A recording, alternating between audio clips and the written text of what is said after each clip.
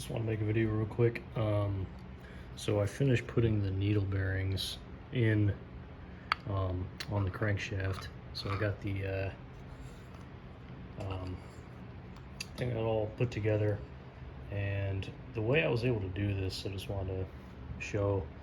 I was having difficulty getting the bottom needle bearings to set in without them falling out. So what I had to do was I actually took my needle nose, held it on the bottom like this, looped it in, flipped it over so it sat on the crankshaft right there.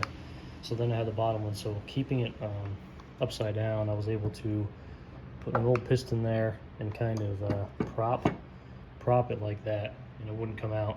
And then what I actually did was I took a wire like this, just bent it kind of to the same contour as the thing there, the crankshaft, moved it to the top, and then you can see how it slides in like that.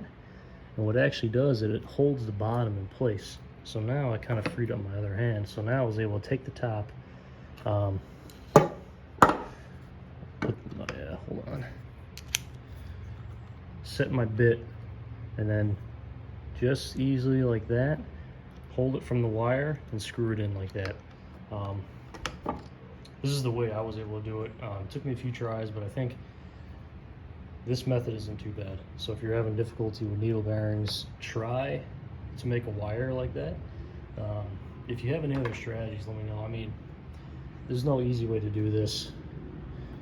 There's no right and wrong trying to get these to set. I mean, you just don't want to make sure you lose any inside your crankshaft or your drive, or you don't want to have to take your drive case off again. So just make sure you take your time, but you can definitely accomplish it. So try the wire strategy out, see how that works for you.